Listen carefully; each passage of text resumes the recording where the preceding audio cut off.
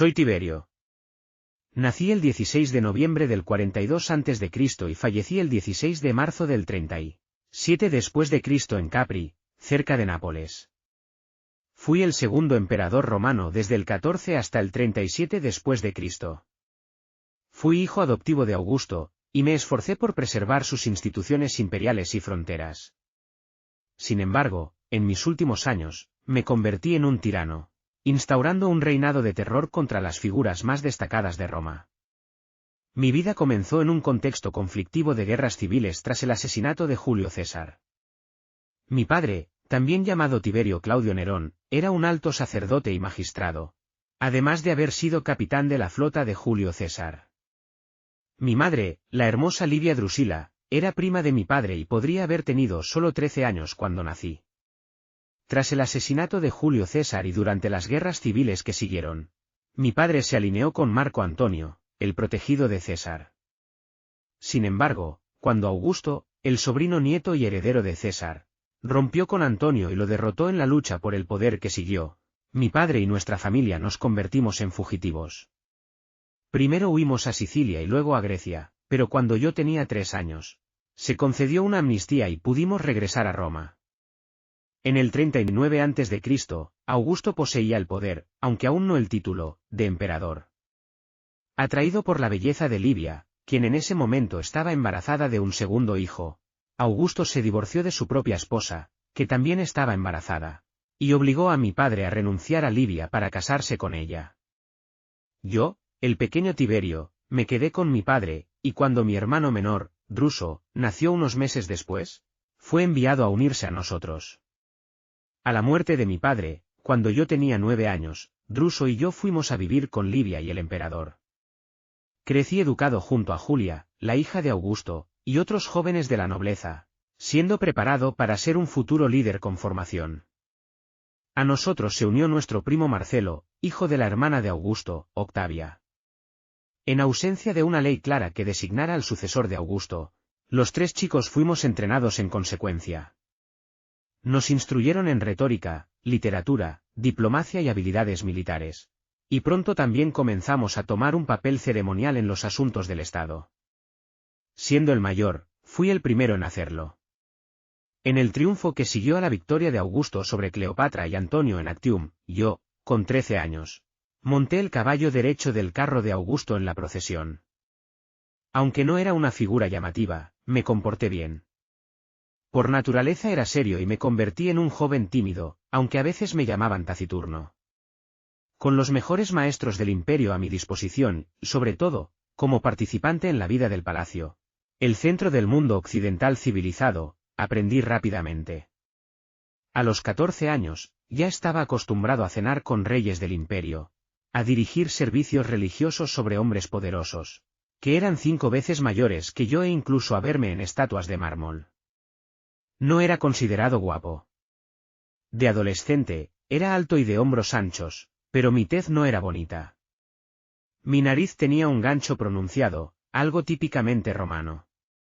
Mi manera de ser desconcertaba. Hablaba de forma lenta y metódica, lo que parecía intencionado para ocultar mi significado más que para aclararlo. Pero era diligente.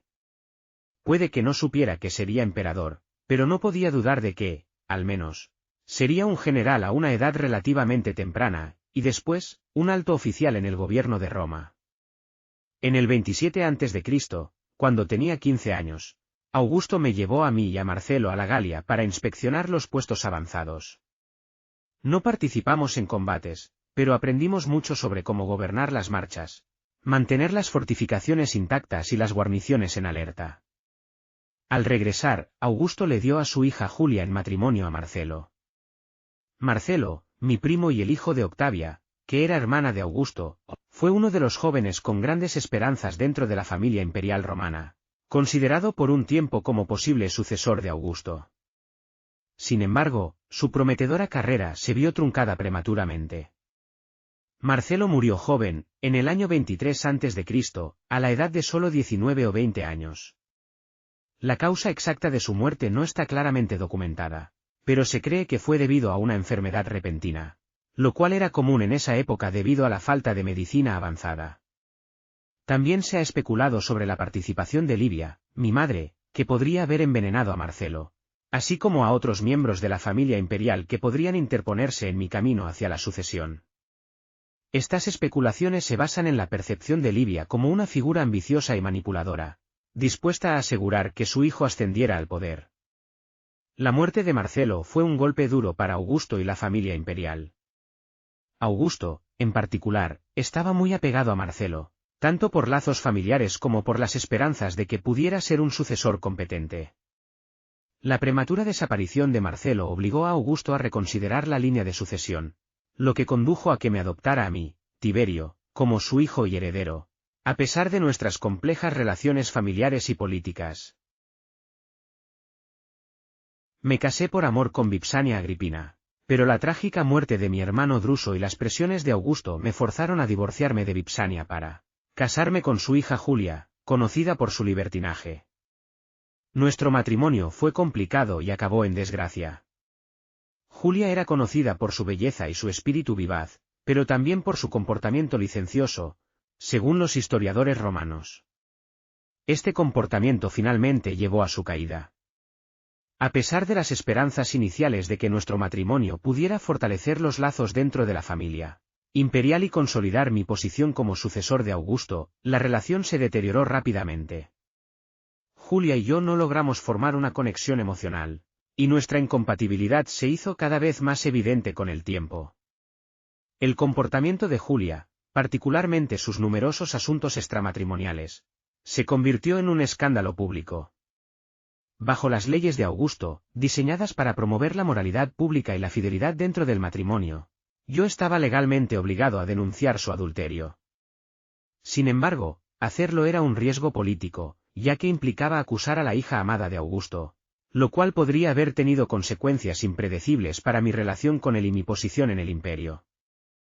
Pero con el tiempo, llegaron a revelarse sus numerosos adulterios. Augusto optó por exiliarla en lugar de permitirme tomar cualquier acción legal como el divorcio. Ella fue enviada primero a la isla de Pandateria alrededor del 2 a.C. y más tarde trasladada a Rhegium.